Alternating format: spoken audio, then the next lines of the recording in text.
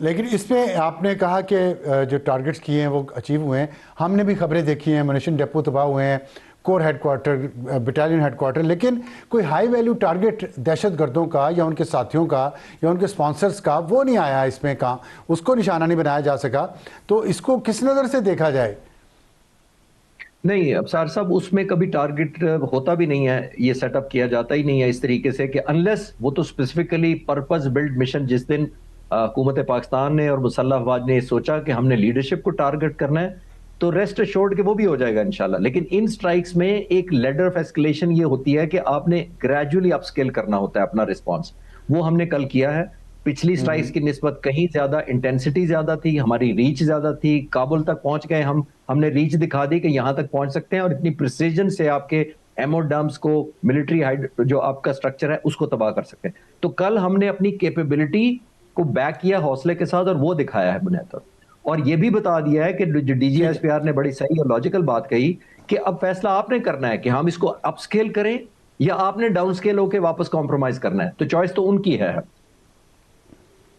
میں نے آپ سے ایک اور سوال کرنا ہے, لیکن میں پہلے سمیرہ سے بات کروں. سمیرہ یہ بتائیے گا کہ جو آپ نے بھی ساری رات کوریج کی ہے, آپ کے خیال میں جو اچیو کرنا تھا ہم نے ان سٹرائک سے وہ کر لیا؟ آپ کو محسوس ہوتا ہے, کیونکہ آپ تو اس علاقے سے بھی ہیں, وہاں لوگوں کی رائے کیا ہے اس بارے میں جو جنگ ہو رہی ہے؟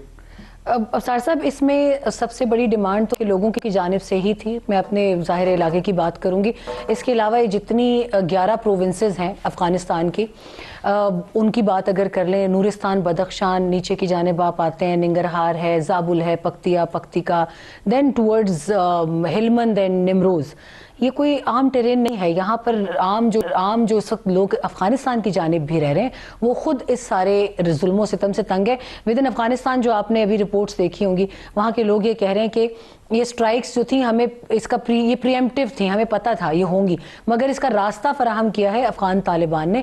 ہم نے, جہاں تک آپ نے بھی بات کی ہے کہ اچیو ہو گیا کہ نہیں, آئی تھنک جو آپ ہائی ویلیو ٹارگٹس کی بات کریں, ہو نوز کہ ہم نے وہاں پر جو میسج اپنا کلیئرلی اپنے ڈپلومیٹس کے ذریعے پہنچایا ہو, اس میں بھی ہم نے کلیئر کر دیا ہو کہ next time it's your leadership is going to be targeted.